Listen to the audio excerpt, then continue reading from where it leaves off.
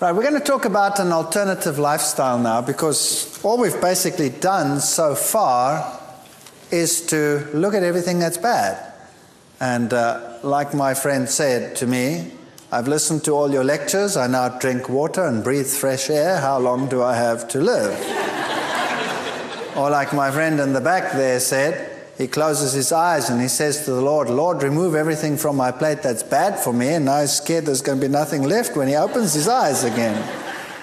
Well, is there still something to eat, or is there nothing to eat? That is the question we'll have to start looking at. Remember, we spoke about per capita meat consumption and how it affects your lifestyle and your health, colon cancer incidence. Obviously, we saw that animal products are problematic. They are correlated to cancer, and we looked at animal husbandry, we looked at osteoporosis and what effect it has, and all these issues. I perhaps would like to share just one little experiment that we did as well. Because sheep were developing skew legs, we decided to have a look at what the effect of the diet is that they were feeding these animals as to why they were getting skew legs. There's a sheep with slightly skew legs, and there's one that can hardly walk from the skew legs that it has. And when we analyzed their bones, those that had received animal protein had a low calcium to phosphorus ratio in the bone. So they had a decline in the various bones, the vertebrae, the ribs, and the cannon. In all three of them, the more animal protein one added to the diet. And these days they feed these animals fish meal, carcass meal, bone meal, all of these things. When we compared those that received animal protein versus plant protein, the calcium loss, as you see there again in the sheep, was 3 times as great. Deformity in those that got animal protein was much higher than those that received plant protein, and calcium to phosphorus ratios in the bone were very low when they received animal protein. And generally speaking, this is what we found. If we look at this little graph over here, we found that if we gave them plant protein only at a 12% level, they had very good bone development. If we added 3%, 5%, 8% animal protein, it got worse and worse. But if we added 8% plant protein, it actually improved. So plant protein definitely is the way to have a healthy system. We also spoke in the lectures about fear in the food chain and how animal products today are not what they were in the past, because there are bacterial resistances which are very high, reaching up to 100% levels in many, many cases. That means that bacteria don't work, are not affected by the antibiotics at all. We also compared animal products compared to plant products in terms of toxic levels and how toxins are increased up the food chain, giving us many reasons why we should avoid these products. Remember, we looked at fish oils and saw that they were just as high in cholesterol as the others, and that plant foods could give you the omega-3 fatty acids, like the avocado, and especially also the nuts and the seed items could give you everything that you required. And these are often arguments which are used as to why one should not become a vegetarian. Where would you get you this? Where would you get you that? Plants give you everything, provided you have a variety in your diet. Of course, if you're going to eat lettuce, leaves, and carrot sprigs, then you're going to have a problem. So one has to make wise decisions when one changes one's lifestyle. And if one wants to avoid all the potential hazards in the animal husbandry industry. Can plants replace meat? The answer is yes, they can. But you have to be wise and circumspect in what you are doing.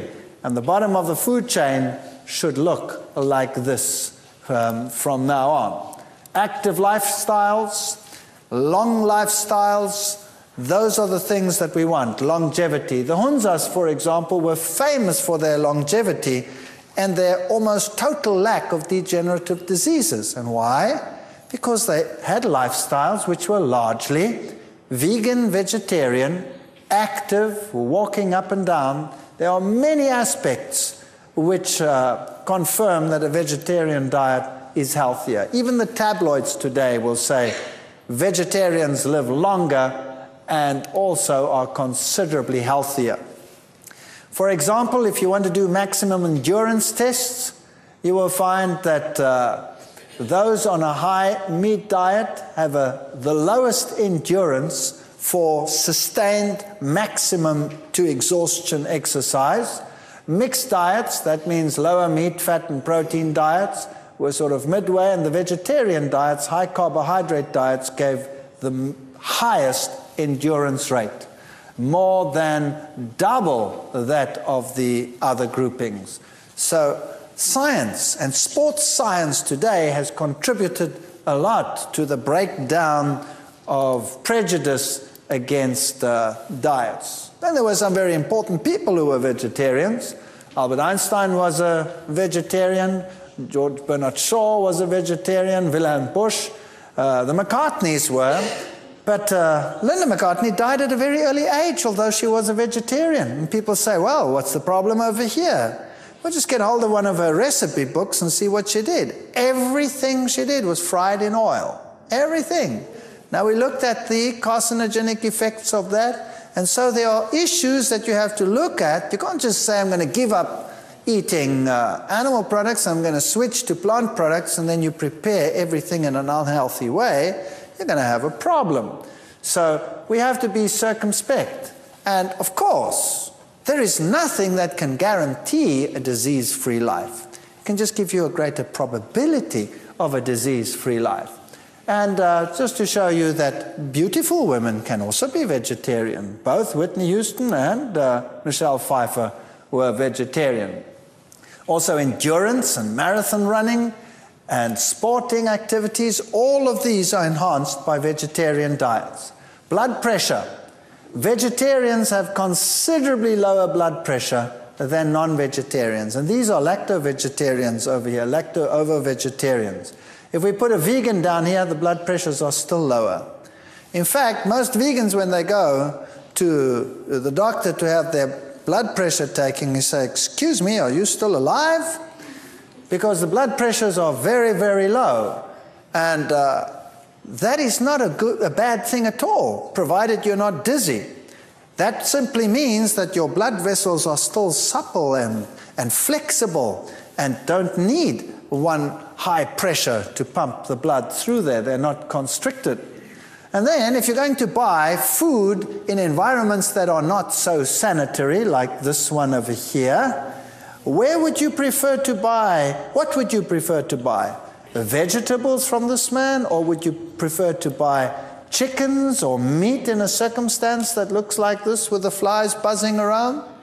Well, even in the worst of circumstances, you're still going to be safer with the vegetable products than with the others.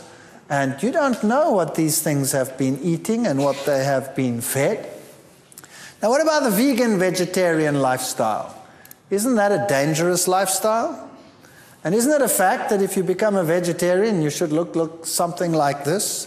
Most people have an idea of a vegan vegetarian as a thin little pale little individual, hardly capable of moving. That's the sort of idea that they have of these people.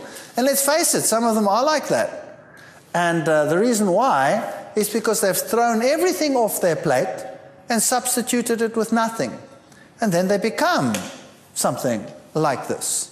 And it is a sad state of affairs. American Journal of Clinical Nutrition, vegans, vegetarians, whole food omnivores had adequate intakes of most nutrients and were exemplars of balance, variety, moderation in comparisons with omnivores in their sample and the general population.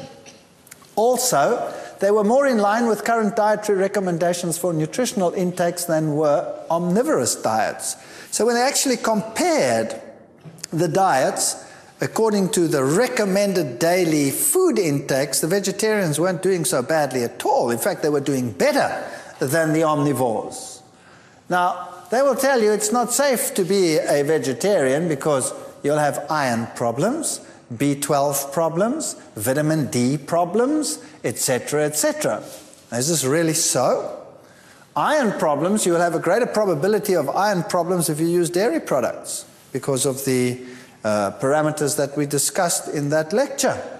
B12 is the one issue we will have to discuss. Vitamin D will be a problem only in areas where there's constant cloud cover. And even there you have UV coming through, so if you have exposure to the sun, you should be fine. You need exposure, but people today want to sit inside all the time. Here are stomach bacteria with decreasing gastric pH. Notice that the lower the pH, the fewer bacteria. The higher the pH, the more bacteria. The same in the intestine.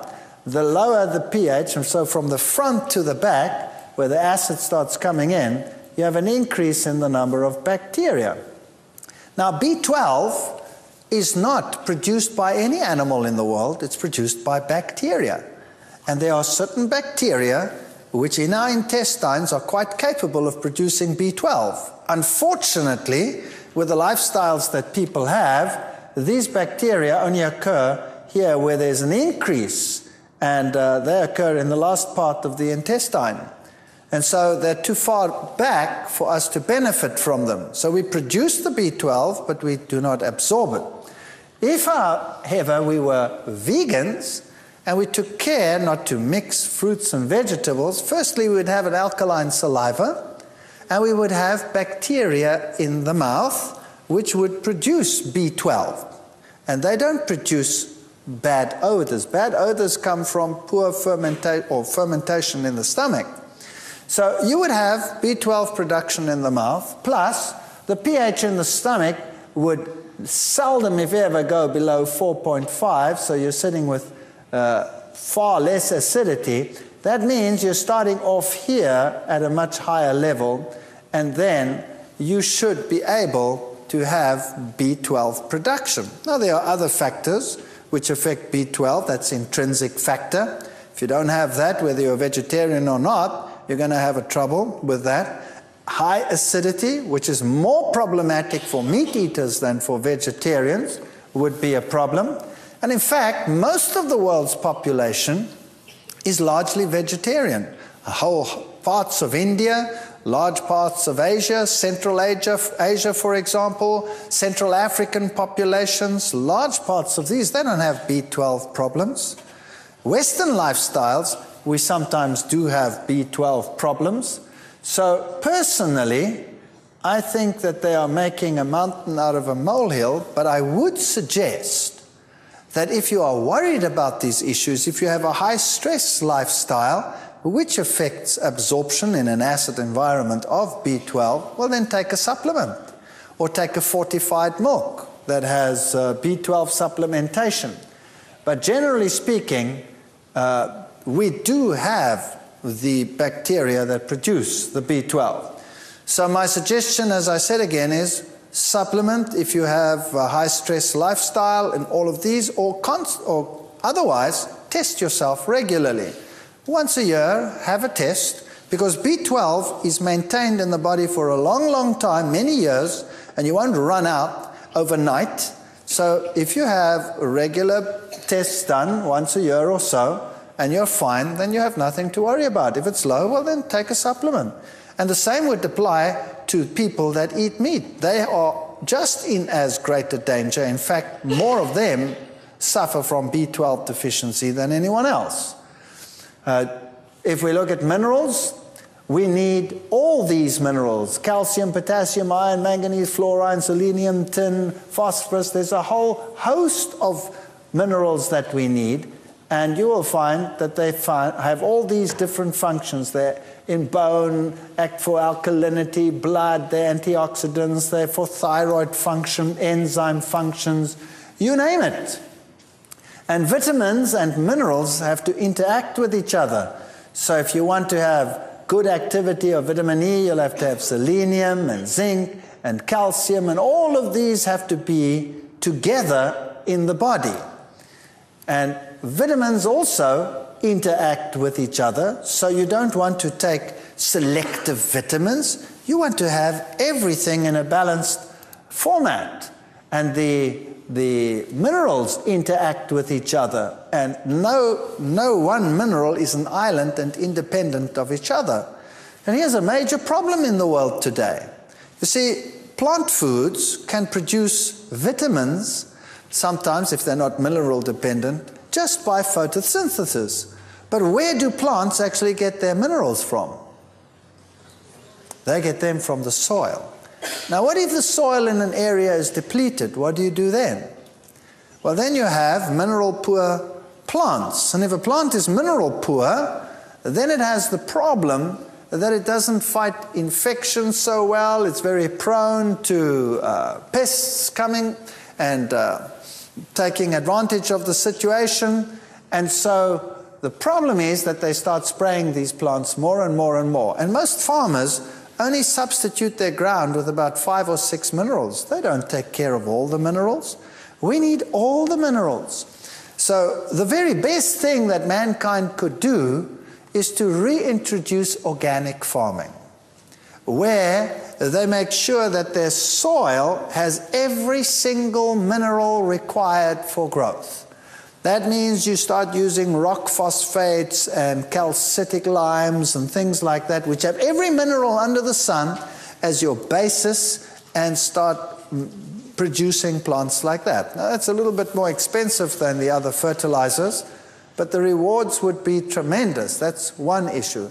If you're living in an environment and these plants are too expensive, and you don't even know whether they're doing it right or not, then I suggest you get foods from a variety of places.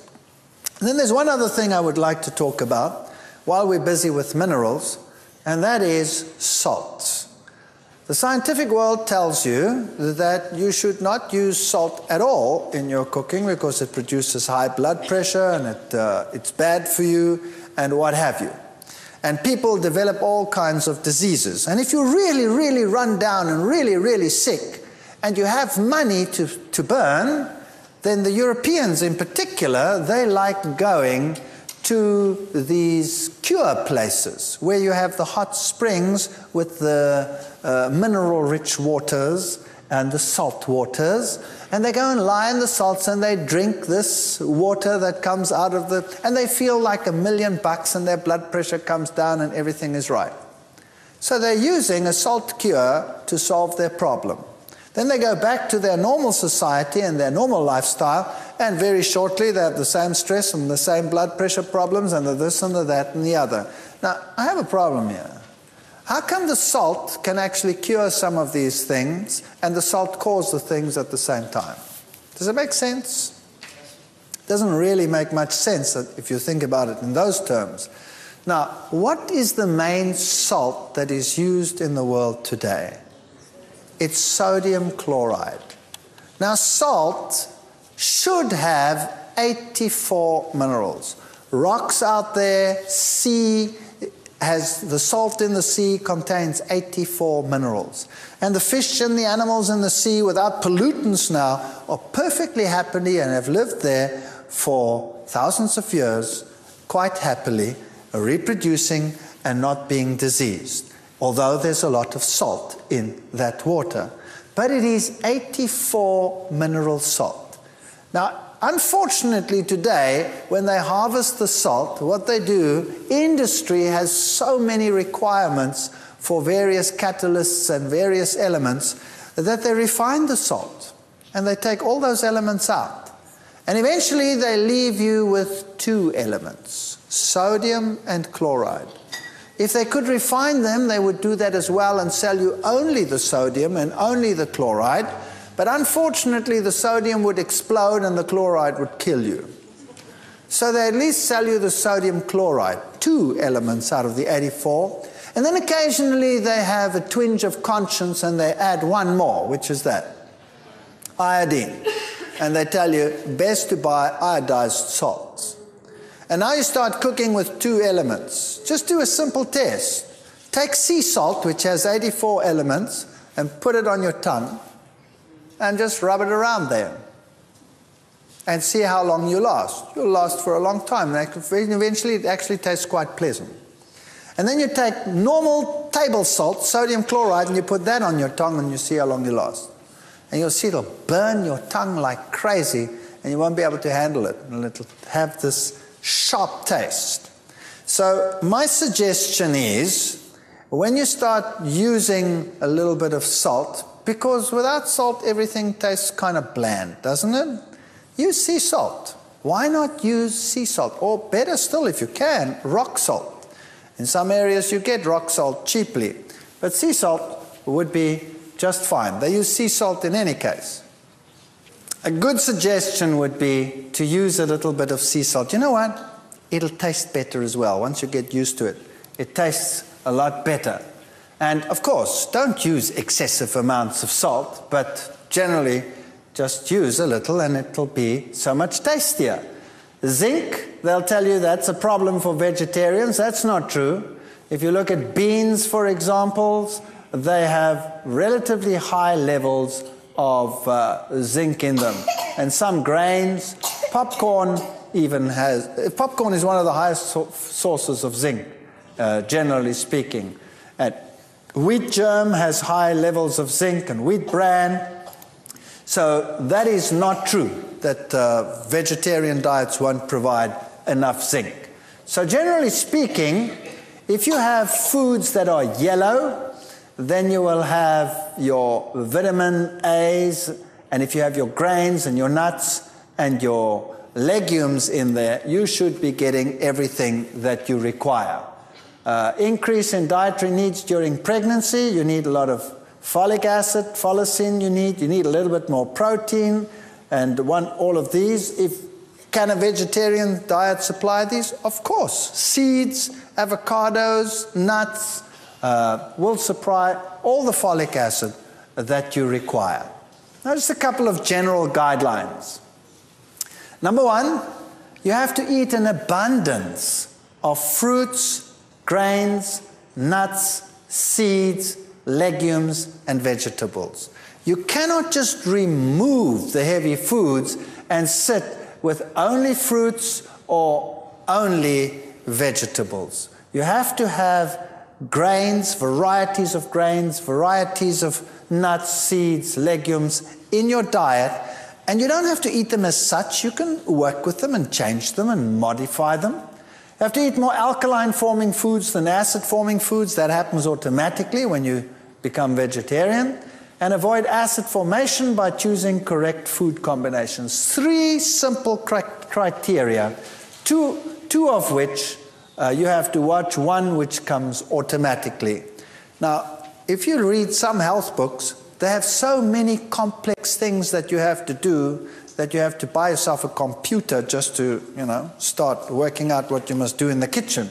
And eventually you go totally nuts. And there are so many rules and regulations as to what you must eat that you might as well just forget it. I don't know whether you've heard all of these things. I know there's so many of them. You're not allowed to eat what grows above the ground with what grows below the ground. You're not allowed to mix proteins and carbohydrates at the same meal. Have you heard all of those before? I mean, there are really silly ideas out there. Then how did God make grain? Grain consists of protein and carbohydrates. How do you make legumes? Consists of proteins and carbohydrates. Every food consists of proteins and carbohydrates. It's a silly idea. The problem is not the protein and the carbohydrate together. The problem is the animal protein and the carbohydrate together. Does that make sense? Because the plant protein digests quickly. So if you don't have animal proteins in your diet, then all of the problems associated with the so-called mixing of protein and carbohydrate disappear. So you want a diet rich in carbohydrates, and not like many recommend, low carbohydrate. You want to burn your body with a clean burning fuel. You want to have enough fats in your diet so that you do not become lean and emaciated on the one hand. And of course you need the fatty acids, the essential fatty acids, which you can only get in fats. So you get those if you have your seeds and your nuts and your legumes in your diet.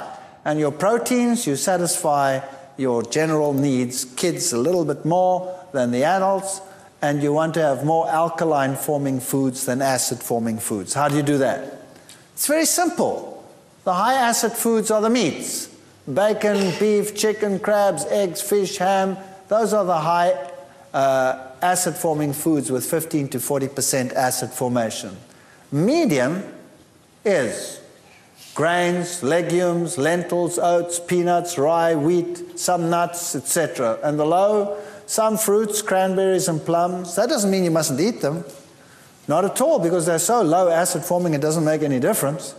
And some of the fats. And your high alkalines are all your dried fruits, vegetables. Well, molasses is on there because it's alkaline forming, but it's still a more refined food.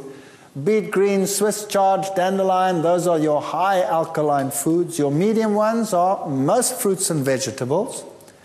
And some legumes are actually alkaline forming. Particularly if you're now old and you have a little bit of arthritis problems and things like that already, then it's good to introduce things like lima beans, navy beans, peas generally, chickpeas, all of those, nuts. The only alkaline nuts are almonds, chestnuts, and coconuts. The almond is a very good nut. And then you have some grains that are alkaline, like millet. Millet is an excellent grain. We'll talk about that in a moment. Sorghum. And then, of course, your kidney beans, snap beans, soybeans, all of this is alkaline forming. This is excellent food. So once you cut out the animal products, you don't even have to worry about acid alkaline diets. And by the way, it's the minerals that are acid producing more than anything else. So your alkaline minerals abound in fruits and vegetables. Now, here's a typical suggestion. They say you must have legumes, nuts, seeds, including nut butters. You can use fortified soys or soy milks, vegetables, fruits, grains, and bread. And if you get enough of those in the diet, you should be fine. And when it comes to young children, the only thing that changes is the proportion. So you want to have cereals in the diet, you want to have fruits pureed, but when it comes to the energy foods, you want more of those in children's foods than in the others. So cereals, fruits, protein foods, green leafy or yellow vegetables will supply every single requirement that you need. And you can see that all of it is being met, or 99%, with just a very moderate intake.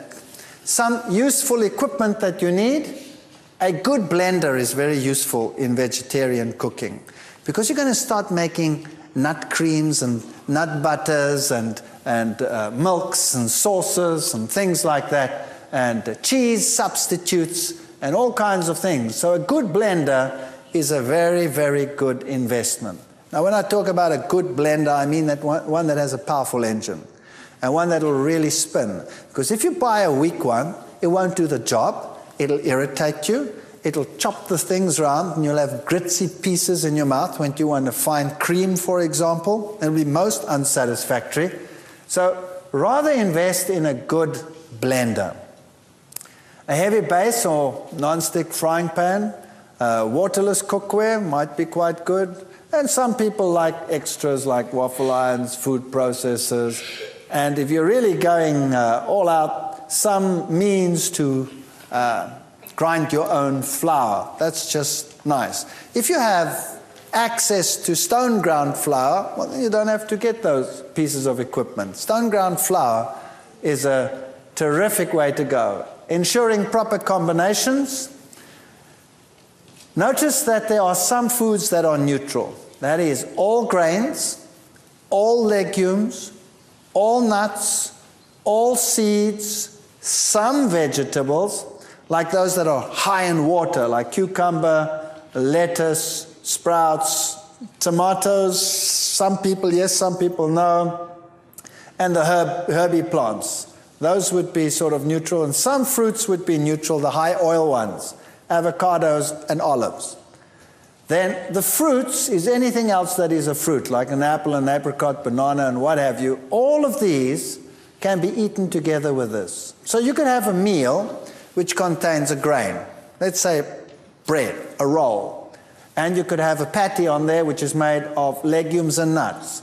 And you can have lettuce on there, and sprouts on there, and tomato on there. And you can have a sauce on there which you make with seeds or nuts, combinations. You can have avocados as a butter and olives in there and eat it with all that fruit. So you can have a terrific meal with a table full of fruit and bread and spreads and all kinds of stuff and patties, but you don't mix your vegetables in there. So if you want to have a meal with vegetables, then the vegetables are also compatible with any one of those. But the vegetable and the fruit together, they're a problem. Now that's a very interesting thing. You see, the fruit digests the fastest. These, if they are all of plant origin, digest second fastest, and the vegetables, which have hard, compact cell walls, digest the slowest. So if you mix these two, you will actually get fermentation. Whereas if you mix those two, you don't get fermentation. Mixing fruits and vegetables, no fermentation. The time is not long enough difference for fermentation. Mix vegetables and the grains and legumes and nuts, etc. Time is not long enough for fermentation. Mix the two together, you have a problem.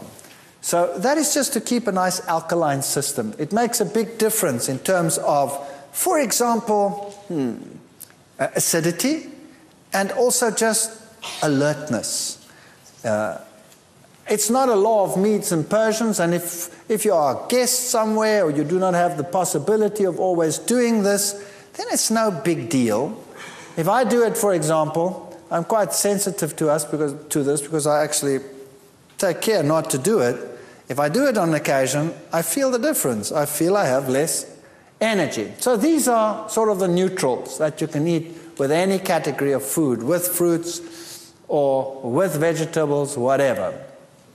Grain-legume combination is always a good combination because of the protein.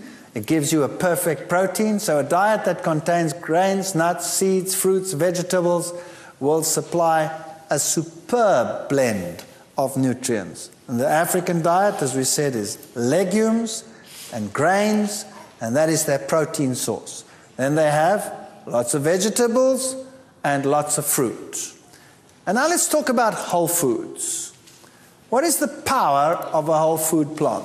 Number one, it exceeds that of their component parts. So if you take the things apart and you eat them separately, like in refined foods you would have to do that, you do not have this enhancement that you get in the whole food plant.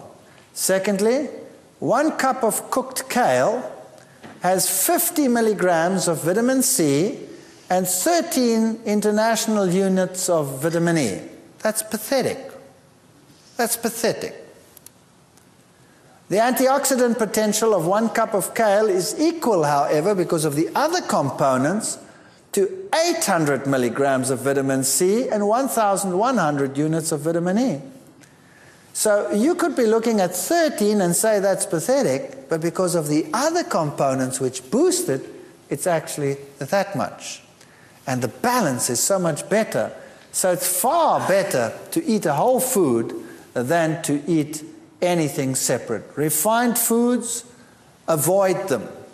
Now, you know, everybody occasionally gets sick of healthful eating. I do. You know, you eat healthy food every day. I'm sick of all this healthy food. I feel like something wicked today. Well, then you go out and you eat something wicked within certain parameters, if you know what I mean. You don't go and slaughter an ox now. But a refined food occasionally, who cares? Or something really sweet and disgusting, who cares? As long as that's not your lifestyle. Don't become fanatical about food, because you'll not only make yourself but everyone around you miserable. And try never to see what other people eat. It's not your business. What you eat is your business. And what they eat is their business. Set a nice example and people will like to follow it. Don't refine it. If you can, use it. Now, what does that mean?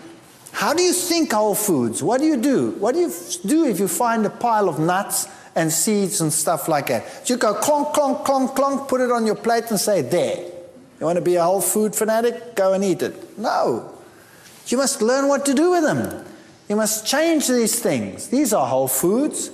Those are whole foods. And variety, variety, variety is the spice of life. By the way, eating breakfast saves lives. Possible reducing the risk of a heart attack. If you have a problem during the day and clot potential, those people who are breakfast skippers have a 2.5 greater probability, in other words, 2.5 times the risk category to a person that eats normally and has breakfast. So 2 to 3 hours after awakening, if you had breakfast, you are better off than if you do not have it. The advantages of eating breakfast is more efficient problem solving, improved memory, improved verbal fluency, attention span, better attitudes, better scholastic performance, and that's a good reason why you should have breakfast. These are all the nice whole foods you can find in some stores. Now let's think about what to do with specific foods. For example, grains. You're now thrown out a lot of things. You've thrown out dairy, you've thrown out meat, you've thrown out all of those things. Now, what to replace them with? Now you have to start thinking grains. You know, if we were to take the grains in the world and put them into tiny little packets, just like this, we did this once in South Africa. We went to a seed store and we bought all the different edible grains and put them into tiny packets, and we packed them around the hall from one side all the way around, right round, and said to the people, you go and look at all those grains. And they were stunned. All the grains that you can buy, all the sorghums and the various wheat types and the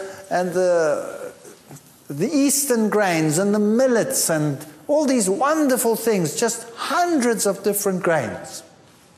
So there's barley, for example, which is a rich mineral food and is rich in B5 vitamin.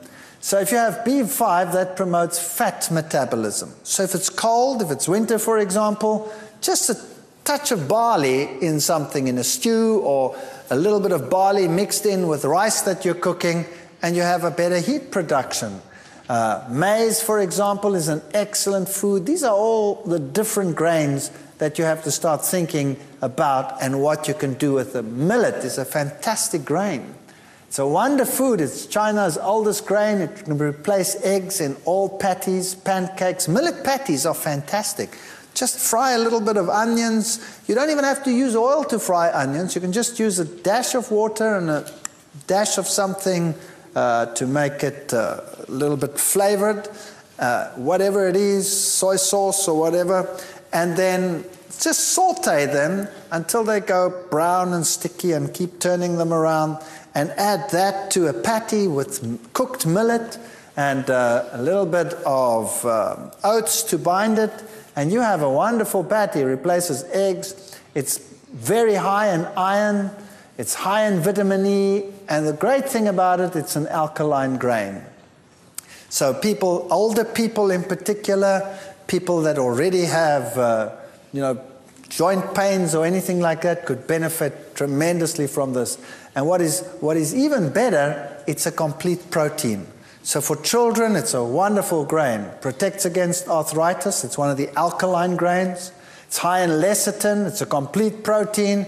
Added to bread, cookies, muesli, soups, casseroles, whatever. You can do marvelous things with millet. Just cook a little bit of millet. If you want to make a spread, cook together until soft, just like you would cook rice. 1 cup millet, 2.5 cups water. So you take the millet, make sure you buy dehusked millet. Millet is bird seeds. You know how birds live and how long they live just off millet, nothing else? They do very well on millet, so we could do well on millet, but we don't have beaks. We have teeth. And birds dehusk the millet, and then the husks lie down there. If you bought it husked, you would have a chewing experience par excellence. So just like any other grain, you have to buy it dehusked. A little bit of salt, good salt, You can put something to make it yellow. You could just, for example, use a little bit of turmeric. If you don't want to use turmeric, use a tip of a carrot and blend it in there, then it goes yellow. And some water, and you blend till smooth, and then it looks like that. Looks like a butter. And you can have bread with millet spread. It's rather neutral, so you could put something sweet on there, you could put something savory on there, you could do whatever you like. With millet, you can make a fantastic pudding. Notice how smooth and creamy it looks once you've put it in a blender. So you put this cooked millet in a blender and you make it absolute smooth and creamy, then you can make a pudding out of that that is fantastic. So you can blend in some dates, for example. You could blend in a little bit of carob powder, then you'd have a chocolate pudding.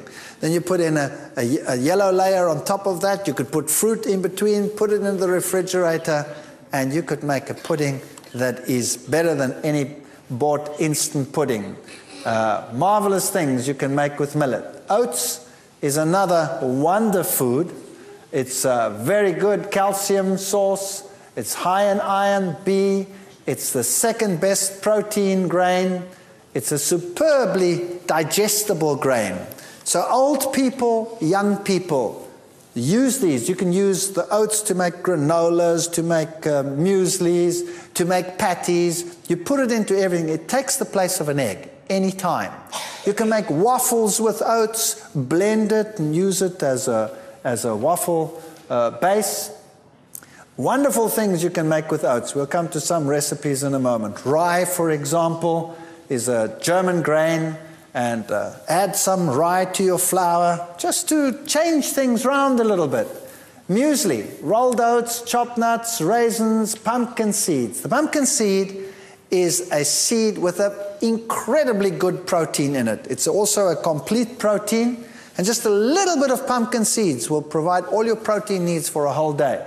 So if you could start your day with rolled oats and nuts and raisins and seeds and some fruit, shredded coconut maybe, sunflower seeds, sesame seeds, and you roast them all together or toast the slightly rolled oats under the grill, stirring frequently, and lightly brown, spread the sunflower and sesame and coconut over the top and mix the remaining ingredients, and you have a great muesli. If you want to make a granola, which is more crunchy, granolas that you buy in the stores are full of oil. And the oil that they mostly use is sunflower seed oil. And because it's packaged like that, it's oxidized. So it's really not the best thing in the world, and it's horrendously expensive. Have you noticed that? You can make it far cheaper, and it tastes terrific, and you don't need any oil. You can take rolled oats, say 8 cups rolled oats, a little bit of sunflower seeds, some coconut if you like, chopped nuts. You can vary that as you like. But this is your binder. 2 ripe bananas, 1.5 cup chopped dates, a little bit of good salt, hot water. You can use some natural vanilla.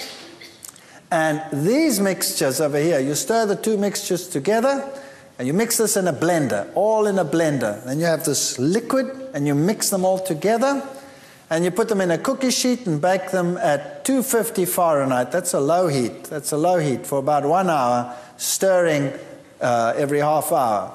And then it becomes a nice crunchy granola with no oil in it. Tastes terrific. Serve that with soy milk and you've got it made. And it's a lot cheaper if you buy these in a store where they sell seeds cheaply. Rice, try getting used to unrefined rice. It just makes such a difference. Now, some people don't like brown rice. They say it's too chewy. The way to get around that is to soak the brown rice overnight like you would soak legumes. And then when you cook it, it gets light and fluffy. That solves the problem. And you don't lose 80% of the B1, 40% of the B2, and 60% of the B3 vitamins, as you do with white rice. And start using the rice differently as well. Don't throw the leftovers away. Use them in patties and become innovative. You don't throw anything away. You remodel everything. That's what you do. And you make great things. Wheat. Notice that I've written there, bread, bread, bread. Do you know, people today are suffering from wheat allergies and gluten allergies and this allergy and that allergy. Have you noticed that? Most of these allergies are secondary dairy allergies.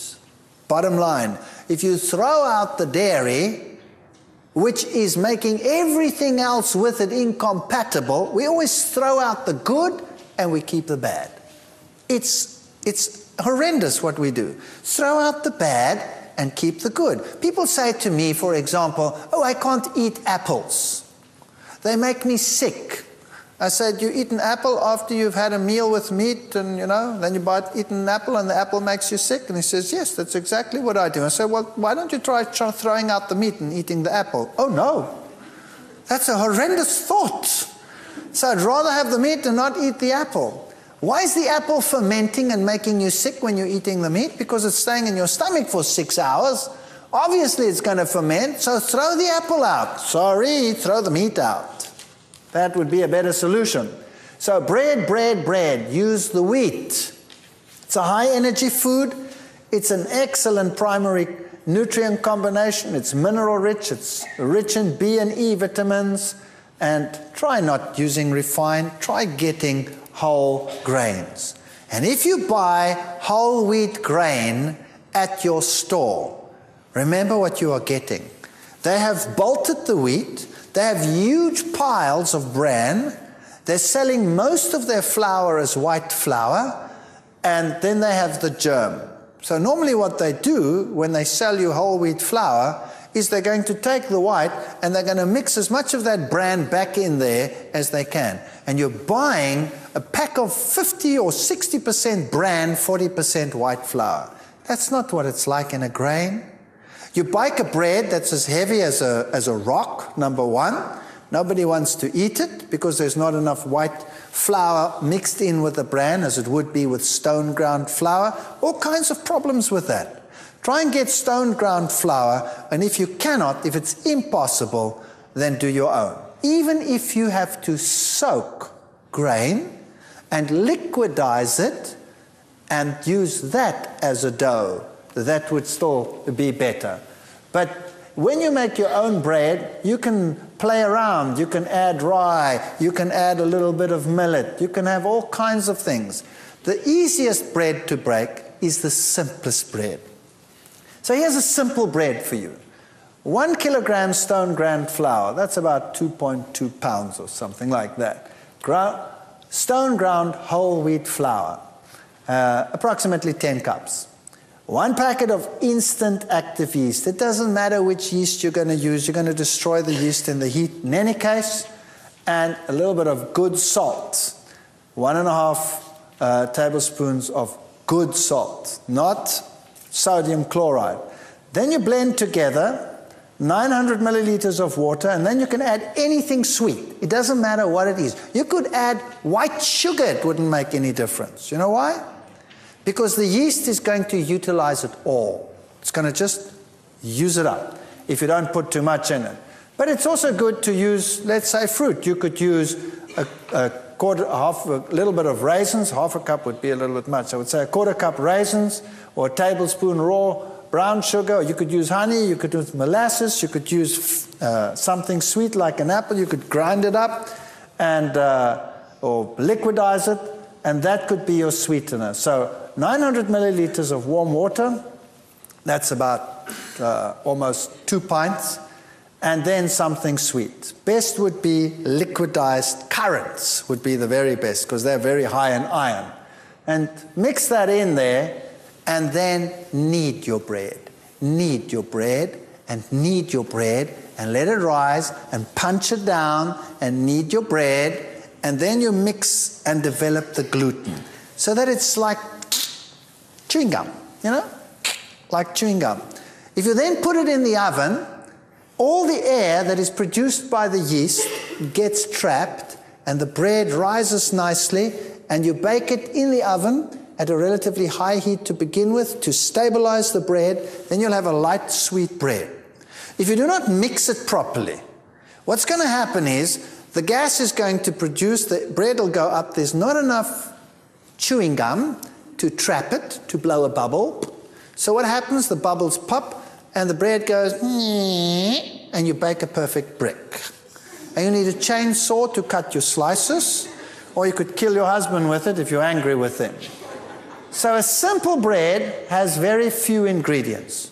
Now people actually say, now hang on a second, is that a healthy bread? I actually want everything healthy in my bread. And they put all the things that they can think of in the bread, and they bake this heavy bread, and they need a wheelbarrow to cart it around. And it's soggy and heavy. You don't have to build a perfect meal into a bread. You eat the meal that's perfect together with the bread. So you eat all the other things with it and make it a balanced meal. So the simpler the bread, the more likely it's going to work. And once you've learned to eat this bread, all other bread tastes like cardboard. I assure you. If I don't get this type of bread, I get withdrawal symptoms after a while. And that's what a bread should look like. It should be nice and light and fluffy. It shouldn't be heavy and soggy. Nothing wrong with a heavier bread. For example, rye breads will be heavier. But what's nicer than a good bread? Now, legumes. We have to start thinking legumes. Carrot beans, chickpeas, kidney beans, lentils, lima beans, mung beans, broad beans. Peanuts are a legume. Have you ever thought of buying raw peanuts and soaking them like a legume and then making patties out of them? They don't taste like peanuts at all. Only roasted peanuts taste like peanut butter. They taste like a legume, but they taste like a rich, almost lamby, beefy legume. When you make a patty out of them, they really are magnificent as a legume. The soya bean, etc. But now you have a problem. People say, I explode when I eat legumes. I cannot handle them. Now, let's understand something about legumes. You have to pre-soak legumes. Raw, dried legumes contain alkaloids, glycosides, saponins, and these are a problem. In fact, they are in the seed to prevent it from germinating. It's an enzyme suppressant.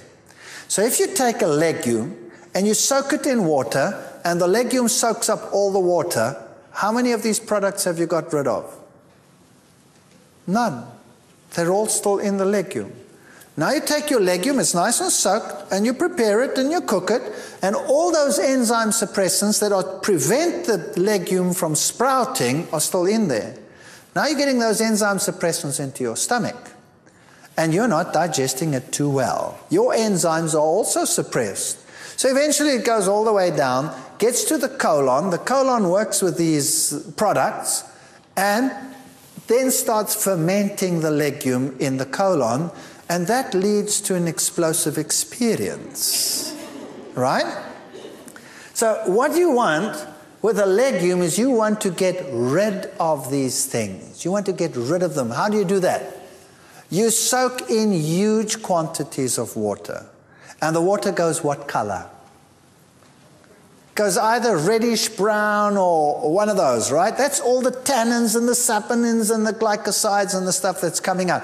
Now, what do you do with that water? What do you do with it?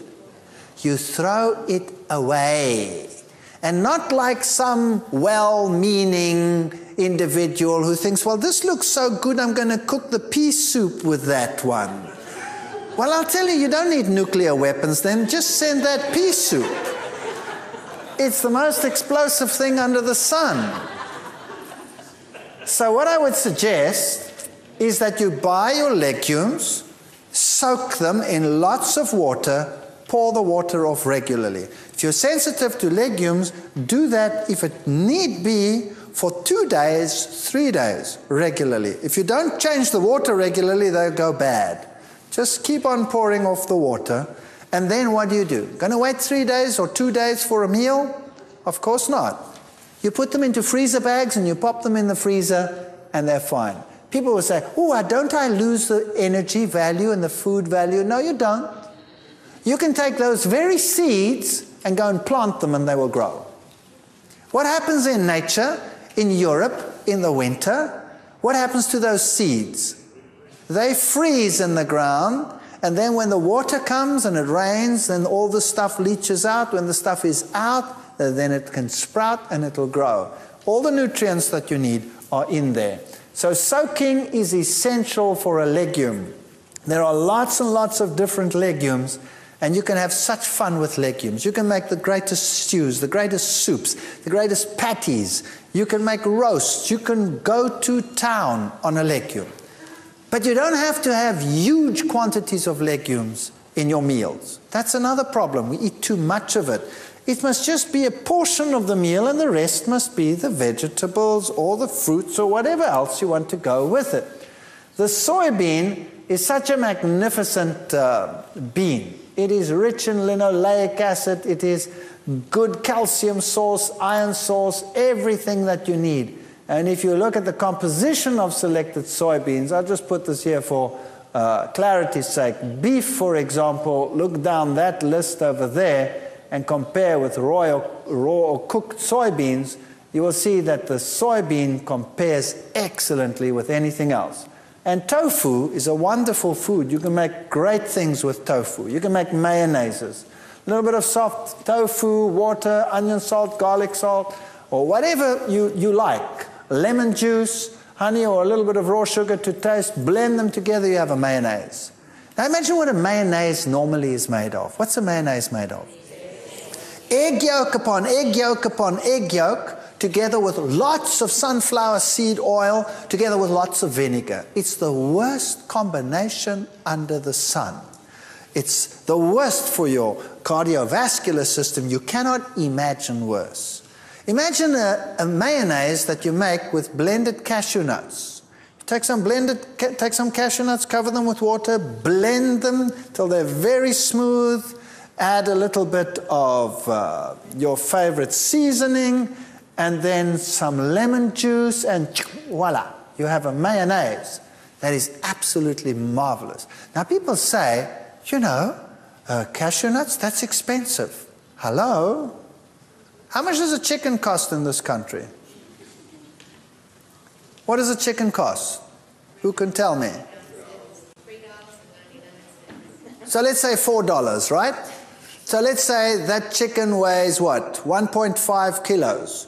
So let's say it's about $3, or let's say $2 per pound. Is that about right? Is that about right? $2 per pound. Good. How much of that chicken is bone? At least half of it is bone.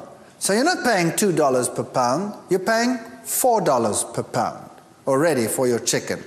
Now, how much of that chicken, once you have deboned it, is water? 70% of it is water. So how much are you paying for your chicken? Well, you go and work it out. You're paying anything up to $7, $8, $9, $10 per pound for your chicken. It's a very expensive meal. It looks cheap, but what you're getting is water, 70%, what you're paying for.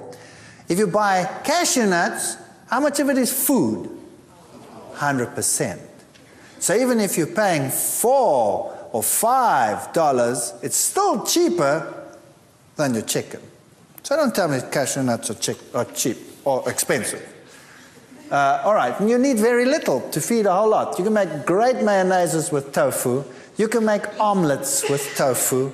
You can make, there's so many things. Go to any Korean or Chinese person and ask them, what do I do with tofu? And you will be stunned. So go to the various nations that use these foods. Omelets are terrific with tofu. Half a cup of tofu, you can use a little bit of rice flour, add a little bit of cashew, ground nuts, that would be great, liquidized. And then your various condiments, put a little bit something yellow in, and then use a non-stick pan to make an omelet. You can put your favorite filling in there, close it up, and serve it, if you really want to be wicked, with whatever, with fries that you've made with olive oil and a nice salad with it, and it looks and tastes just great.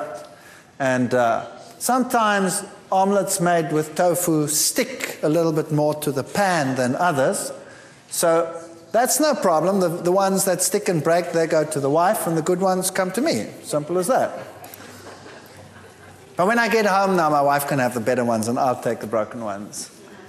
No-bake tofu cheesecakes. You can make cheesecakes. You can make the most wonderful things. You can use agar-agar as a binder that has no animal products in it, or you could use MS. You get MS in your country, which is a wonderful substitute for gelatine, which is made from horses' hooves and skin scrapings and trotters and all kinds of stuff like that. And wonderful things you can make with juices that you blend in. Just ask the fundis how to make these things. You can make waffles. Simple things. Soak soybeans, blend them all together with some rolled oats, and you make waffles. Wonderful stuff. They bake a little bit longer. A normal waffle with an egg is finished in a minute. This one takes about 5, 6, 7, 8 minutes to bake through.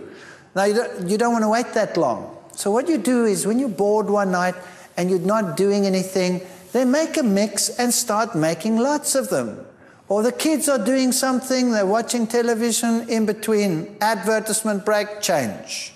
Then get all these things done and make a whole pile of them, pop them in the freezer, and you have waffles. When you want breakfast with waffles, take your waffles out, pop them in the toaster, and voila, you have waffles. You don't have to wait forever. You can make quiches. It's simple. Once you add a little bit of these blended nuts and some lemon juice and all of these things in, you can make wonderful things with these foods, and you won't even miss that you're not using eggs. Kidney beans and your own baked beans and Mexican food and you name it. And sprouts. Start using sprouts. Sprouts have enzymes in them. They help you to digest your food. They're wonderful. Mung bean sprouts. Once you get used to them, you'll start craving them. Chickpeas. Chickpeas are wonderful food. Chickpeas is magic. If you have soaked chickpeas and you blend it and you bring it to a boil, it goes thick by itself. Then you can use it as a sauce. You can even make a mayonnaise out of it by adding lemon juice and a dash of something sweet or tangy, whatever you like. And you can make mayonnaises out of chickpeas. You can make hummus out of chickpeas. Who knows hummus? Yeah, all of these things. Start thinking about these things and start using carob. Now, carob means you have to re-educate your palate because we're all used to chocolate. And once you have re-educated your palate to carob, which takes a while, because we all have perverted palates, then chocolate actually tastes obnoxious. Believe me, I ate whole slabs of chocolate in one go. I cannot stand the taste of chocolate anymore. But carob I can handle, especially if you coat things with it like raisins or coat nuts with it. Then it's very handleable and it's very, very pleasant. And a carob drink is a wonderful substitute. Take soy milk, add some carob powder and a little bit of fructose, and you bring that, make that hot and serve that. And I'll tell you, the young people just love it. And it tastes great. And you can make chocolate sauces, chocolate desserts with carob. Just have to get used to it. Lentils. You can make slices, you can make all kinds of interesting things. Mock liverwurst with it, some cooked lentils, a little bit of cold oats porridge, chopped onions. Margarine is what gives it the flavor. If you like a large clove of garlic, some salt, then blend this together and keep the onions just a little bit chewy, in other words, not pureed. And then you have this crunchy liverwurst taste that you can put on bread. You can make savory spreads. And it's the herbs that do it, the basils and the oregano and the tomato pastes, which add the different flavors. And your nuts and your seeds are your sauces and your creams and your energy booster. So for example, if you're thin as a rake and you want to put on some weight, then you start using more of these foods. If you are overweight and you want to lose, you use less of these foods. It's as simple as that. You don't have to give up anything, you just use less. And you're only using it as a flavorant. So you can make nut milks, nut sauces, nut creams, nut mayonnaises. And you could use seeds as well. You could make the same thing with sunflower seeds. You could make sunflower mayonnaises, sunflower creams, sunflower sauces. Same things. You can do it with sesames. You can make your own tahinis, your own creams with sesame, sunflower, with pumpkin, any one of those. So start looking at nuts differently.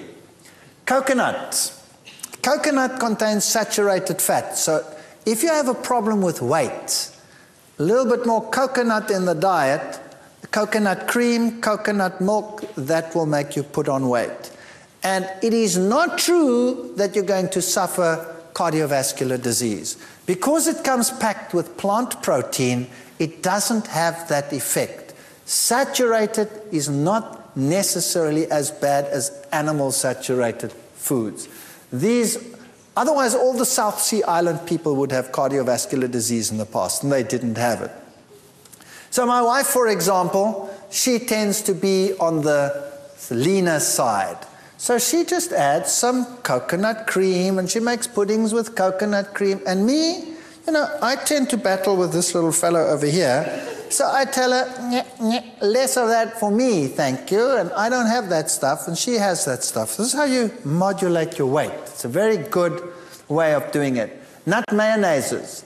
Cashews, so half a cup of cashews. You could use sunflower seeds, but the cashew one just tastes pizzazier. Water, so you could use some fresh garlic if you wanted. You could leave it out. Onion powder, some good salt, lemon juice. And if you want to have a slightly sweet sour, you could use a little bit of honey or something like that. And it's so simple. You just blend it together until smooth, and then you add the lemon juice, and it goes thick by itself. And then you have a mayonnaise. If you take that same sauce and you put it in a saucepan and you bring it to a boil, it makes the creamiest stroganoff sauce that you can imagine. If you have a patty and you put that on top as a butter, it is absolute wickedly good. Pimento cream sauce, you make the same sort of thing with the cashews or the sunflowers, and instead of putting cheese on your pizza, when you make one, you pour this over your pizza and you pop it in the oven and you bake it with that, and it's delicious. And once you start getting used to that, cheese actually tastes like rubber after that, and you won't want to change. Lasagnas, if you use your noodles and your tomato and your onions and your whatever you want to put in between, and then you put this cashew cream sauce in between your layers and one on top, and you bake it with that, the aroma is enough to kill you, in a nice way, of course. And you can do we do this in the field. Occasionally, once every 15 years, I get to go out in the field, and you take a nice pot and you put this over the coals and the fire, and you put a lid on top, and you put coals on top, and you bake this thing in the coals. I'll tell you, the people come running and say, "What's that?" And it tastes terrific. As I said, don't neglect the pumpkin seeds. Throw them into your mueslis, throw them into your breads, and don't neglect your sesames. Use the sesame butters and the sesame creams for your bread. Ladies, sesame is one of the richest sources of iron. So it's an excellent source of iron. So try and get used to tahini. If you don't like the taste of tahini, then just take a teaspoon of it and add it to your sauces that you are making, just to give it that pizzazz. And you can make butters and milks and what have yous. Fruits and vegetables. Remember, variety is the spice of life. And there are lots of fruits on the market. And most of the world today thinks fruit means bananas and apples. Isn't that right? That's what people buy, bananas and apples. Now, there's nothing wrong with bananas and apples. Bananas and apples are good. By the way, now that I think of apples, people tell me, what about apple cider vinegar? Apple cider vinegar has the good components, some of the phytochemicals of apples in it, which is good for you, but it still has acetic acid in it, which is bad for you. So why not take a little bit of apple juice and add some lemon juice, and then you have apple cider vinegar that is not with acetic acid, but is with citric acid, which is much, much better. So you can start playing around with your vinegar sauces. Rather use lemon and use apple combination to make your sauces like you want them. There are melons and olives and papayas and all of these things. So when you start thinking fruit, start thinking like this. Then you get peckish. Doesn't that look great? And even if you preserve them, they're still better than nothing. Preserved fruit is better than no fruit. And when you start thinking vegetables, again, think variety, think cauliflower, broccoli, Brussels sprouts, think dark green things. And you know what? If you don't like them, start changing them. If you don't like spinach, well, many people, if you get a cooked spinach leaf on your plate, that might not be so appetizing. How about sauteing some onions, chopping the spinach, and putting them together, and then adding a little bit of cashew nut cream and making a creamy, delicious spinach that really tastes like something and has some zuma in it. Get a little bit of pizzazz into your cooking. So everything doesn't have to be bland on your plate. It can be wonderful.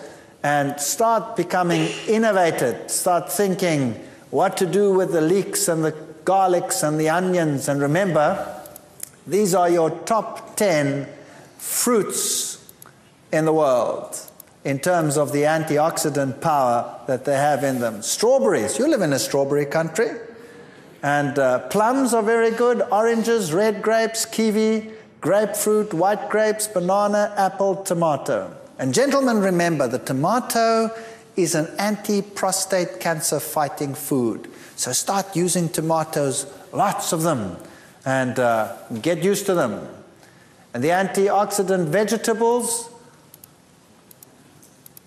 I wouldn't put corn on that list because that to me is a grain, but nevertheless, leave it there. Kale is very good. Spinach, Brussels sprouts, alpha, broccoli, beets, red bell peppers, onions. I would put cabbage in there as well as one of the best antioxidant foods. So the cabbage family in general, kale of course is part of the cabbage family, and wow, that's a power food in terms of iron and in terms of calcium. Wonderful food. So start using these things. Food sources that fight cancer. Brussels sprouts has sinigrin, broccoli has sulforaphane and other components as well. The red grapes has resveratrol, citrus has limonene. So if you have a variety of foods, you get a variety of anti-cancer agents. If you only have one food in your diet, you'll only have one anti-cancer agent. So why not fight on all fronts if you can?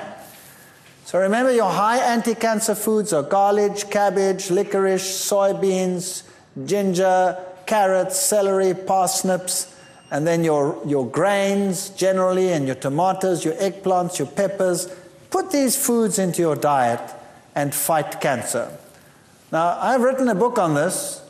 Unfortunately, this book is published by CRC Press and MedFarm, which is not unfortunate in terms of the science thereof, because those are the best scientific publishers in the world.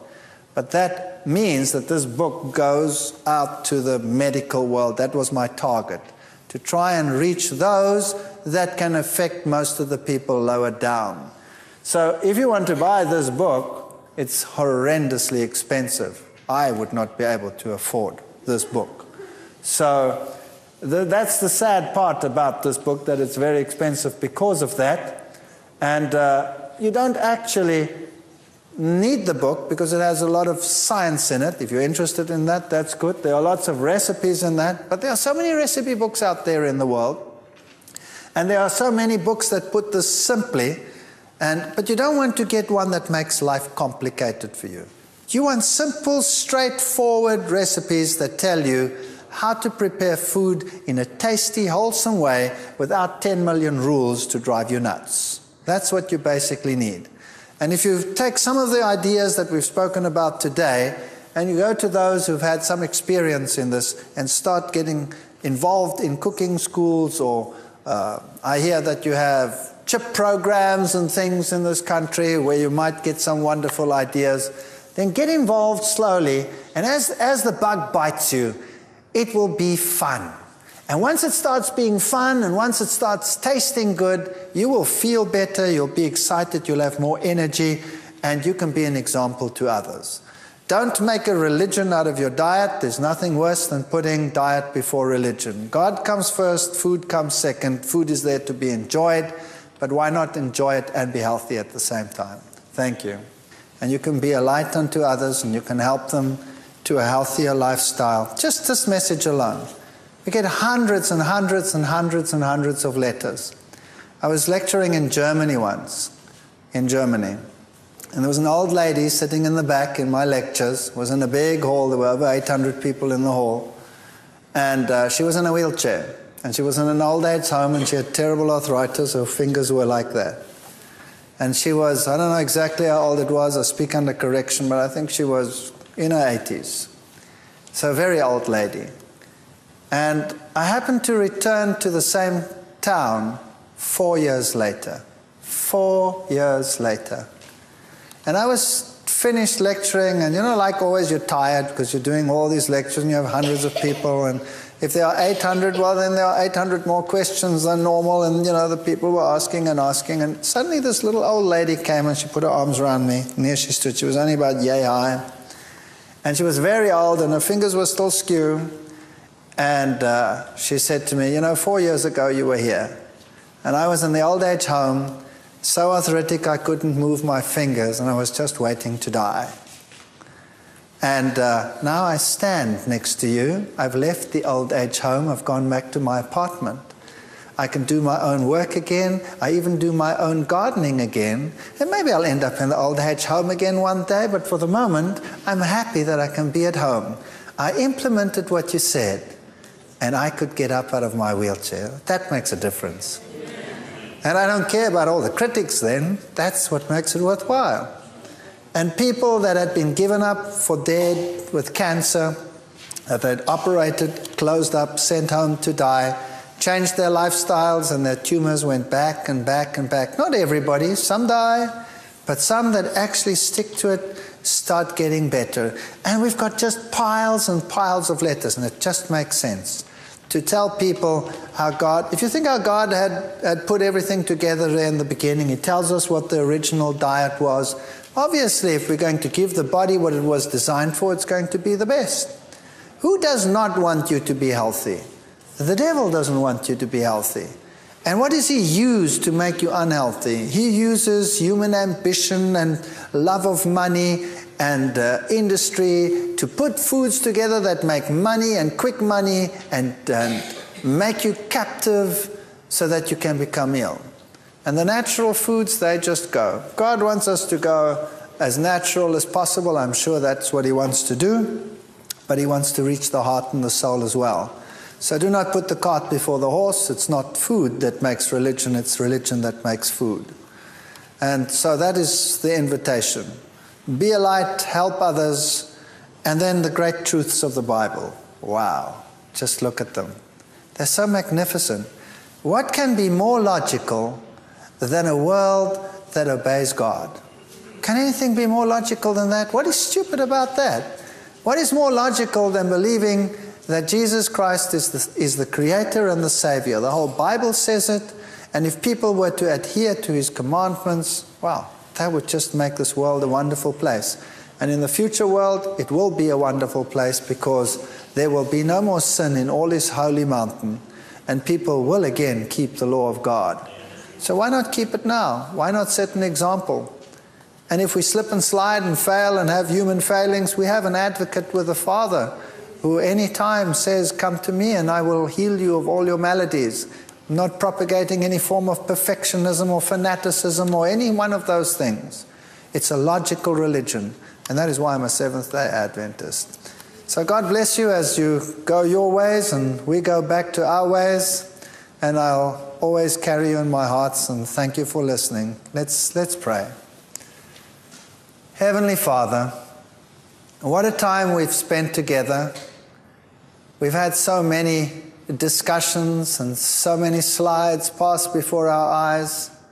But the bottom line, Lord, is that you are King of Kings and Lord of Lords.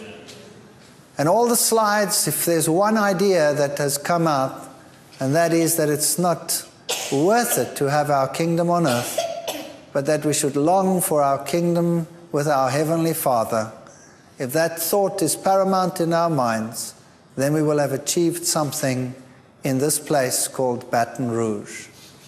And Lord, if a little light has been kindled, and lights in general have been kindled, let them not die. but let them turn into a raging fire that will consume not only this city, but all the surrounding ones and eventually even the whole world, so that the world may be lightened with your glory. And Lord Jesus, I commit everyone here to your care, as only you care. One who has given his life for those who are just sinners, surely you will take care of everyone that is here.